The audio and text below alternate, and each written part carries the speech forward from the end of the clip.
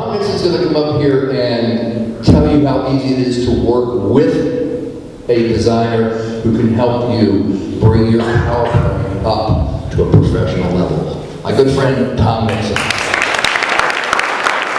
Thank you, my friend. You need that too? Yeah, okay, thanks, Rob. Another member of the Bald Man Speaking Association. John left his hat on, or he would have shown you he was part of it too, I think. Well, good morning, everybody. I'm going to talk about PowerPoint for a little while. That's going to be a real exciting thing, right? I've been a graphic designer for about 30 years, and I started way back when there was 35mm slides and overhead projectors. Does anybody remember? Yeah. Aren't you so glad that those don't exist anymore?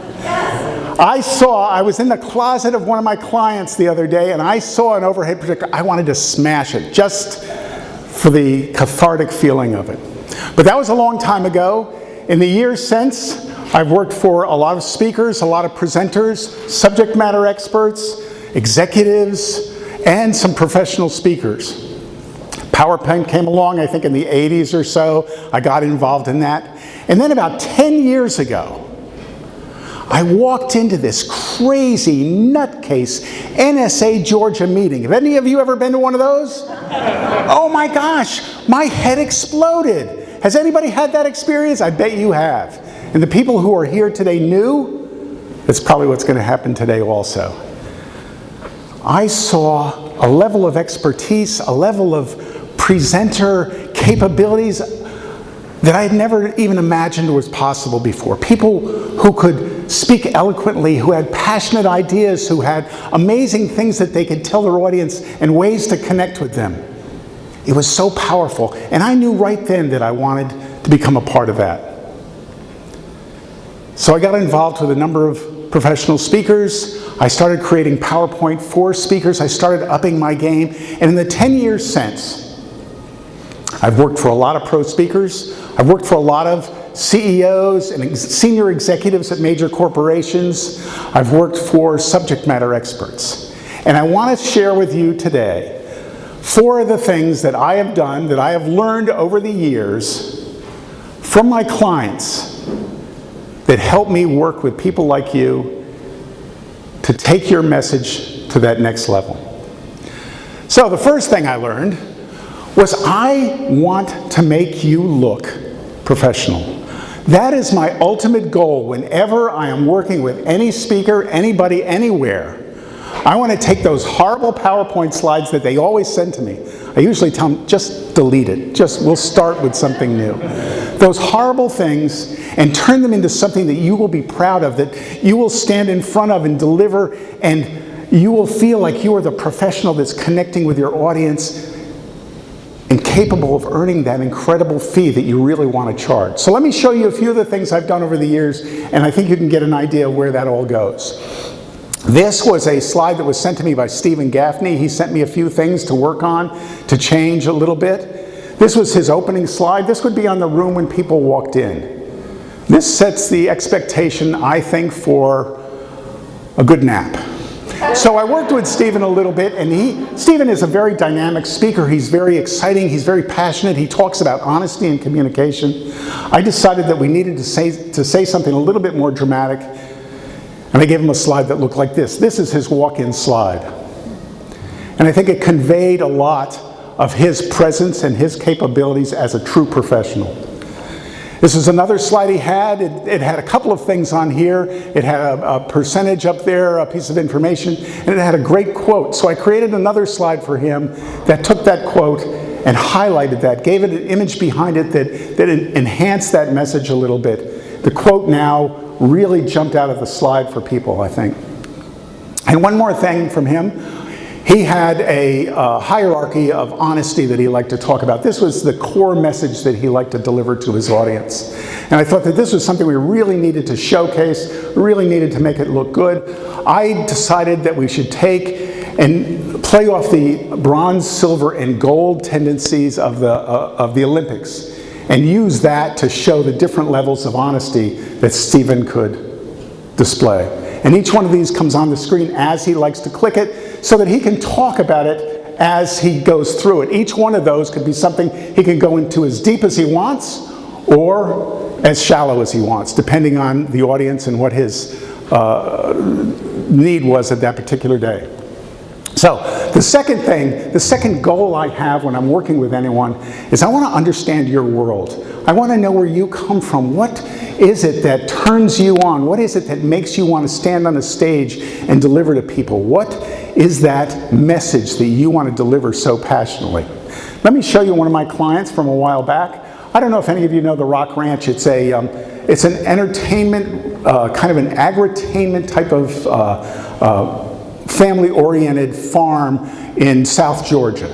And the fellow who owns the Rock Ranch, Jeff Manley, got in touch with me and wanted me to help him put some of the slides together. He was going to go to Florida and speak to an association of other farmers and tell them how cool it was to have things like corn mazes and pumpkin patches and hay rides and things like that. So he sent me a slide deck and we started talking, and it looked like the typical thing that you always see when people are struggling with slides. I understand how this works because I see this so often. I know how people struggle. So what we did is we took a look at this. I actually went down there and he took me for a ride around his property, checked all the beaver traps and looking for all the crazy things on his property. And in the meantime, I got to know exactly what he was all about, exactly what his world was. And it helped me to create some presentations for him. Now this was an image, I would love to say that I took this image, but I didn't. This was something that he had a professional come in and create a brochure for him, but we took this image and turned it into his title slide, so that when he stood in front of a group of people and they walked in, they were getting ready to listen to him, they would see this slide and they knew right off the bat the level of expertise that they were dealing with. Here's a slide filled with some of the things that he's going to talk about, and he would be able to click on each one of these as they went through and talk about them again to whatever depth that he felt he needed to. Here's one of his original slides. This was a testimonial from one of the people that had visited his park. And it's a great testimonial, but nobody's going to read this. Nobody even wants to venture into it. And I know for a fact that he would turn and read this word for word to the audience. And I said, I had to sit him down and I said, Jeff, nobody's paying attention to you by the second line. We need to take this and really turn it into something that connects with people and turns them on. So this is the slide I came up with. This was an image of a girl that was at his petting zoo, and the phrase that we went through, a bunch of testimonials that he had, better than Disney, seemed to just jump out with the idea that this was a cool place for a family to take their kids and enjoy a day at the park. By the way, any of you might notice that little blue dot down at the bottom. That's a little signal I put on my slide, little tip. I put that signal on the slides that are at the end of a sequence, so that I am not surprised when all of a sudden I'm into a new sequence, because I'm constantly rearranging my slides for every presentation I do. So that little blue dot says that something different's coming up. So here it is. Number 3. I want to match your style and content. I want to get to know you as a presenter. I like to see videos of what you've done as a presenter, things that you've been involved with, how you like to relate to the audience, how you like to perform. And the best example I can show you of that is to tell you a little bit about my very, very good client, Jennifer Conweiler. She's not here today. I was hoping she would be here because there's a few things I've done for her over the years that I'm going to show you. Jennifer is an incredibly energetic speaker. I got a chance to see her. I did some of the slides that she presented at the TEDx recently in Atlanta. And I went down and I got a chance to see her present. She lit the place up. What a professional. I was so impressed. I knew that she was good, but I never knew how good she was. She just totally dominated the audience and turned it into a super energetic experience. And I've had the pleasure of creating visuals for her for maybe 6 or 7 different presentations over the years. Every time she's got something new, a new challenge, a new book or something like that, we go back and we revise some of her old presentations. And I've gotten to know exactly how she likes to present. We meet together very, very often, and I'll go over the slides that I'm working with her, and she will test them. She will stand up and present them live in one of the rooms that we have up. We go to at Rome up in Sandy Springs.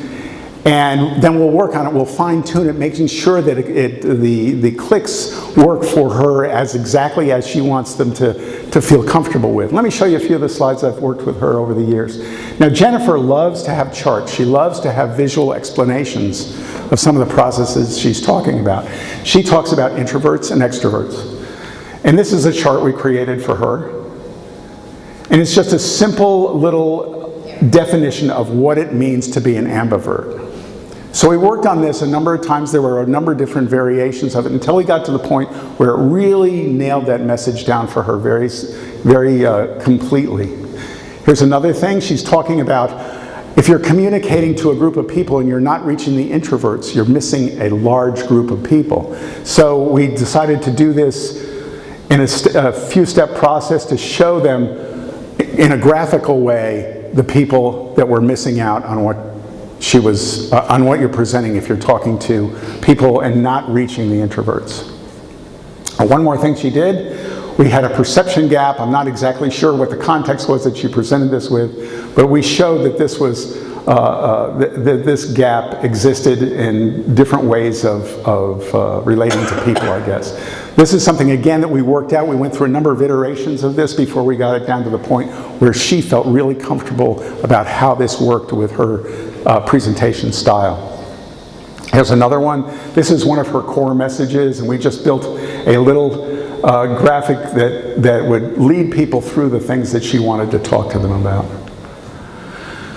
So the fourth thing that I've learned, and is the major goal when I'm working with clients, especially with professional speakers, I want to connect with the audience in an emotional way.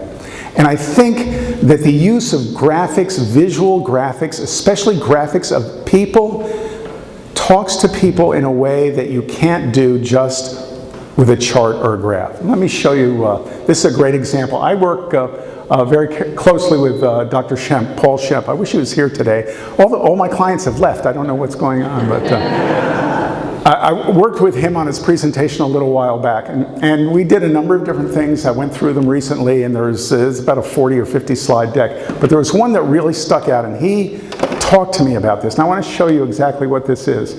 Here's what he sent me. This is what he used to present against. And the concept here is he was talking about a study that talked about what happens if you praise children for their talent versus what happens if you praise children for their effort.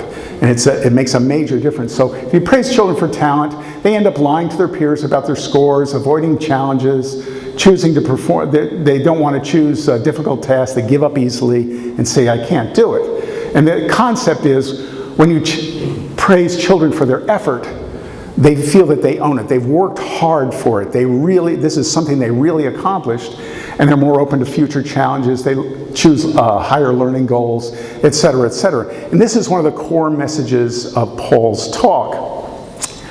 And he would wrap it up by saying talent equals no control and effort equals complete control. So I took a look at this and we talked about this, exactly what it meant, exactly how he wanted to portray it to his audience, and I came up with this. So we started off with a visual, a stock image of a little boy, I assume, making a drawing, maybe in kindergarten or first grade, and we overlaid that first message on it. So there was a background, there was an emotional feel for this. We're talking about children, this is who this is, and I think this connected with the audience a lot more than just listing these items on a slide. This next slide is the one that really cinched the deal, I think. There's a slide of this beautiful little girl, and we overlaid that second concept on there. Children praised for effort or more open to challenges, et cetera, et cetera, et cetera. Then Paul would talk about this in various ways, and then he would recap with a slide that looked like this. Talent equals no control. Effort equals complete control. And it was the exact same images that helped reinforce that meaning. And when I created this, I thought that was a very good slide. I enjoyed working with Paul, and I really thought that this nailed his presentation very, very well. But Paul contacted me later and said this. It was kind of cool. It says, the most memorable slide in the deck for my audience. It is the most memorable slide in the deck for my audience. They call her that cute little girl. They remember the text because of the perfect visual.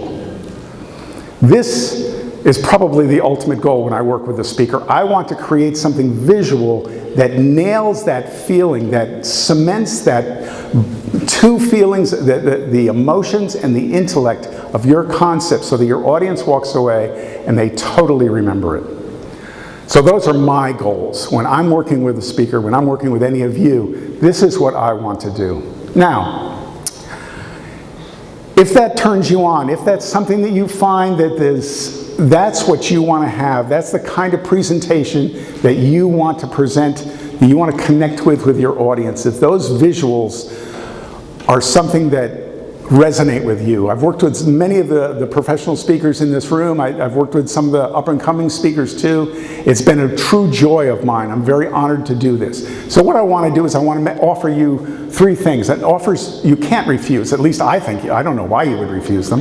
The first is I want to give you some free stuff. I've got some fact sheets. If you give me your card with an email address on it, or you write your email address on a piece of paper, I will send you a bunch of really cool fact sheets about things you can do in PowerPoint that you may not have realized to help you create a better presentation. And I'll also send you my new ebook. It's almost ready. It's called The Art of Presentation, and it talks about my philosophy for why I create presentations in a certain way, why I found that these things work and some things don't work. Offer number two, I'll give just about anybody who's got a presentation that they want to discuss about a half-hour review. And what this is, it's no charge. Generally, people will send me their PowerPoint deck, or they'll send me a video that they've created. We'll get on the phone and we'll talk about what they've done and how those visuals can be better or fine-tuned or whatever. And this is not a selling thing. I don't do any selling on this. I want to talk about your presentation and how you can take your presentation to that next level. And the third offer I have is I do a 3-slide makeover for people. This is usually my new clients, people who want to work with me and they're not quite sure how this whole process works. They send me a deck, I take a look at it, we do the half-hour review, we talk about it a little bit, and then I'll do 3 slides. This normally costs about $250 is generally what I charge. But NSA Georgia, $125 from now and let's say till the end of the year, I'd be happy to do a 3-slide deck for you. And those slides belong to you. They're yours to use any way you want. If you want to use them and build a whole presentation around them, that's fine. But the idea is that we get a chance to figure out if it's a good fit to work with me. So those are my offers for you. I must say that my relationship with NSA Georgia and with the people in this room has been such an incredible journey for me. I love working with you. I love working with professional speakers. If that's something that you feel we might want to connect, we might want to do that, I'd love to have that conversation with you. There's cards on the desk, and this is my phone number, my contact information. So thank you very much.